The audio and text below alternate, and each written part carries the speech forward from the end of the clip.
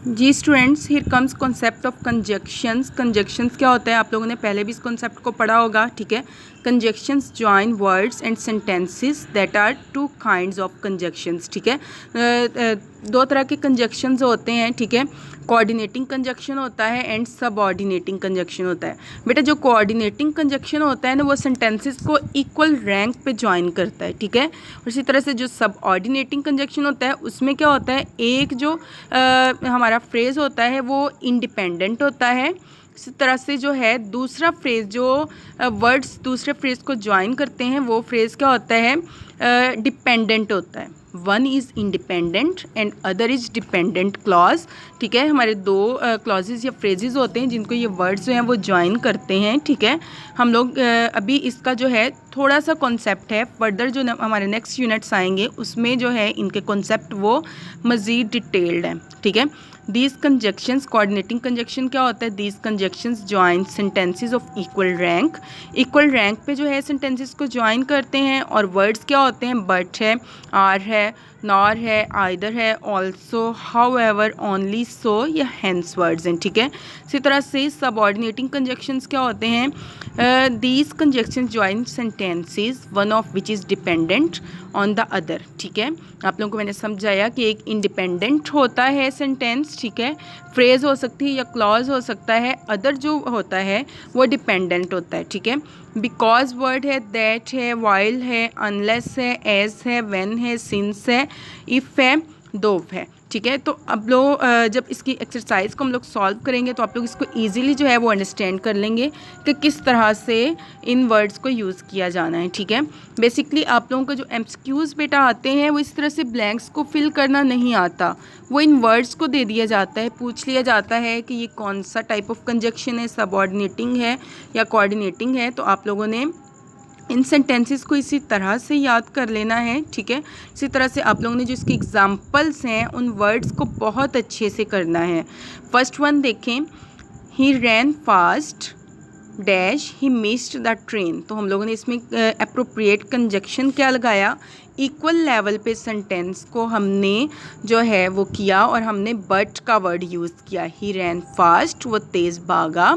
और आगे हमारा जो सेंटेंस है, हमारे जो वर्ड्स हैं वो हमें सेंस क्लियर कर रहे हैं कि क्या हुआ कि उसने ट्रेन जो है वो मिस कर दी। तो बट का वर्ड आया, he ran fast but he missed the train. तेज़ भागा लेकिन उसने ट्रेन को मिस कर दिया। Wait until I return. तो अनटिल का जो वर्ड है, आई रिटर्न जो है वो वेट है, उसमें आप लोग टिल का यूज़ कर सकते हो, अनलेस का यूज़ कर सकते हो, ठीक है। इसी तरह से 3 वाला देखें, वर्क हार्ड, लेस्ट, लेस्ट का मतलब होता है वरना, you should fail. I didn't come, I did not come, as you did not invite me. Because भी आ सकता है, एज भी आ सकता है, ठीक है। You will get a prize, as ये इफ़ यू डिज़र्व इट। तो आप लोगों ने देखा कि कुछ वर्ड्स जो हैं ये 2 या 3 वर्ड्स भी आ सकते हैं जिन पर टिक किया हुआ है वो ज़्यादा प्रॉपर हैं। आप देखें ई वाला जो है, use any 5 coordinating conjunctions and any 5 subordinating conjunctions in a sentences. आप लोगों ने कोई से 5 जो है वो कोऑर्डिनेटिंग कंजक्शन और कोई से 5 जो है सबऑर्डिनेटिंग कंजक्शन जो है उनके सेंटेंसेस बनाने हैं। बहुत ज़्यादा इजी हैं, जिस तरह से मैंने अपनी बुक पे लिखा हुआ है अपनी अंडरस्टैंडिंग के लिए, आप लोग अपनी बुक पे इसी तरह से अपनी अंडरस्टैंडिंग के लिए इसको लिख सकते हो, ठीक है। नेक्स्ट जो है हमारा पेज नंबर 58 है।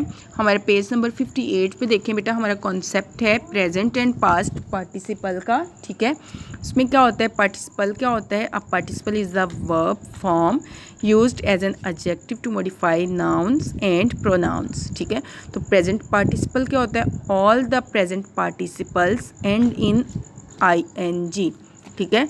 ING जो है वो वाली फॉर्म जो ING यूज़ किया जाता है जिसमें वो प्रेजेंट पार्टिसिपल होता है। एक कॉन्सेप्ट आप लोगों को बताया था जेरेंड का, बच्चे इसमें कंफ्यूज हो जाते हैं कि प्रेजेंट पार्टिसिपल क्या होता है और जेरेंड क्या होता है। बेटा जो जेरेंड होता है ना वो एज अ नाउन होता है, ING फॉर्म वर्ब से निकला हुआ होता है। लाइक जैसे पेंट है तो पेंटिंग, तो पेंटिंग जो वर्ड है वो एडजेक्टिव तो नहीं है, ठीक है। Obviously that is a noun, ठीक है। तो painting I N G form as a noun is called gerund. आप लोगों को इसको अच्छी तरह से समझाया था, अगेन इसको रिवाइज करा देती हूँ, दैट इज़ अ जेरेंट।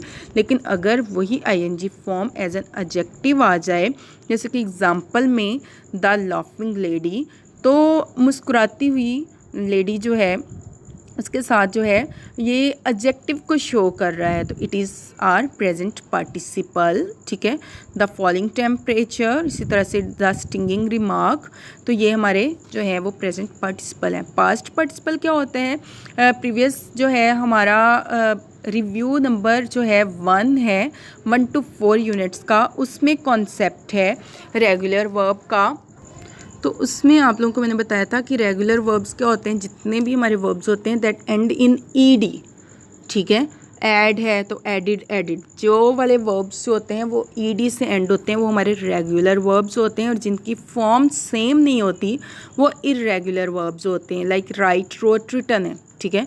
तो वो क्या होते हैं? इर्रेगुलर वर्ब्स होते हैं। The past participle of all regular verbs and in ED, जितने भी रेगुलर वर्ब्स जो हैं वो ईडी से एंड हो रहे होते हैं और वो एडजेक्टिव को शो करते हैं, वो पास्ट पार्टिसिपल होते हैं।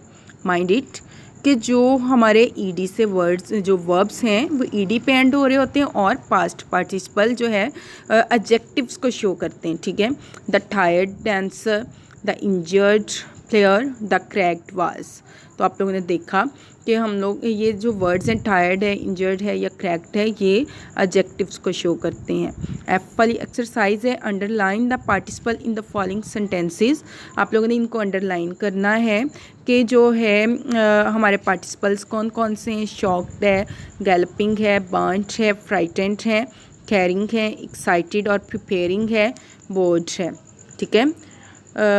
Your exercise is complete of unit number 5। Till then stay